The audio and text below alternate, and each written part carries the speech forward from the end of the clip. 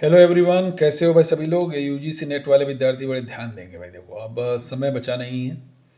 मैं यही कहूँगा, बहुत सारे विद्यार्थी गलती कर रहे हैं कि किताबें पढ़ रहे हैं। अरे भैया, किताबें पढ़ने का समय गया है यार।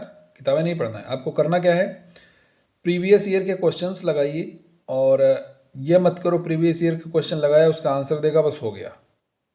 कोई लाभ नहीं मिलने वाला। आपको क्या करना है, चारों ऑप्शन से कैसे क्वेश्चंस बन सकते हैं ये देखना है।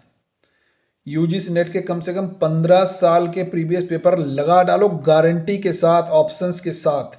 ऑप्शन से कैसे कैसे क्वेश्चन बने गारंटी के साथ मिलेगा। ऑप्शन से question as it is question तो मिलना संभव नहीं है, लेकिन ऑप्शन से क्वेश्चन जरूर मिलेगा। दूसरी चीज, यूपीएससी के हिस्ट्री ऑप्शनल के, जब प्रीलिम्स में हिस्ट्री होता था भाई, या प्रीलिम्स में ऑप्शनल होता था, तो इतिहास के सारे प्रश्न 10 साल के लगा डालो आप लोग यूपीएससी के।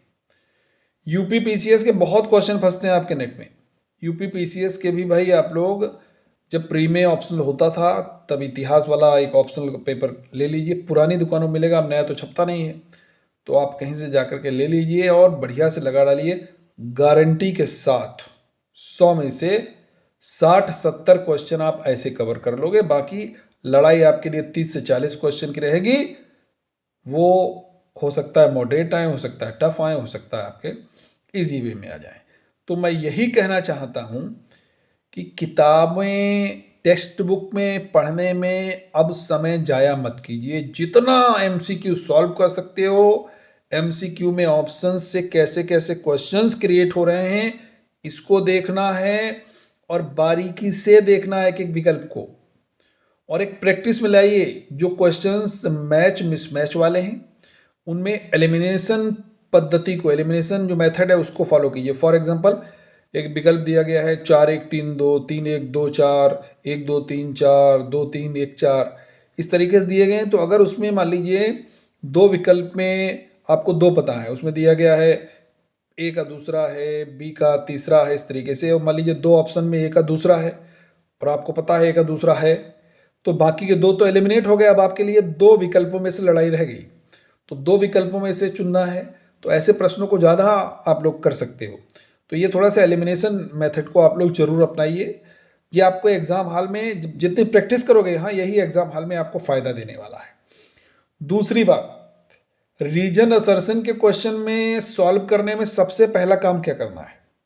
रीजन असर्शन के जितने क्वेश्चन आए उसमें पहला काम आपको ये करना है, जैसे आपने पढ़ा कोई भी कथन है उसके बाद में कारण है, तो कारण अलग है, मान लीजिए उस जो कथन दिया गया है उससे कोई लेना देना नहीं है, तब तो आपको ए और बी हो ही नहीं सकता है।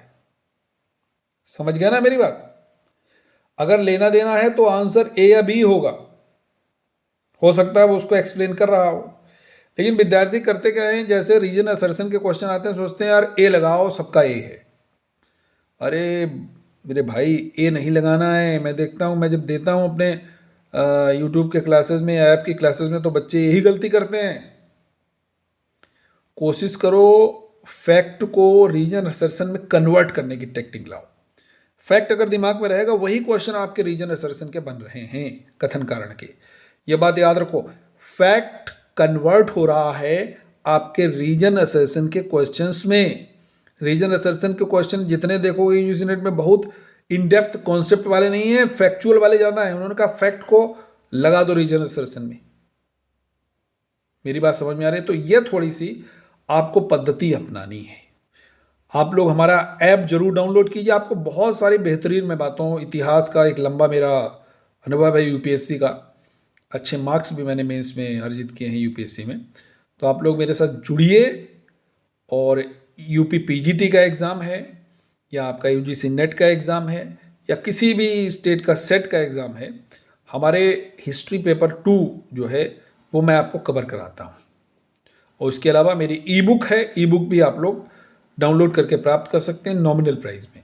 तो हमारे साथ जुड़िए, हमारे ऐप को जरूर डाउनलोड कीजिए। वहाँ पर फ्री क्लासेस भी हैं, पेड क्लासेस भी हैं। कोई ज़रूरी नहीं आपको लगे तो आप मेरी पेड क्लासेस लीजिए, अदरवाइज अब हमारी सारी फ्री क्लासेस यूट्यूब की ऐप की क्लासेस करते रहिए। Thank you everyone. और सभी हमारे चाहने वालों को, सभी हमारे प्यारे विद्यार्थियों को, सभी हमारे वेल विशर्स को नए साल की 2025 की बहुत बहुत अनेक अनेक शुभकामनाएं। Thank you everyone. जय हिंद।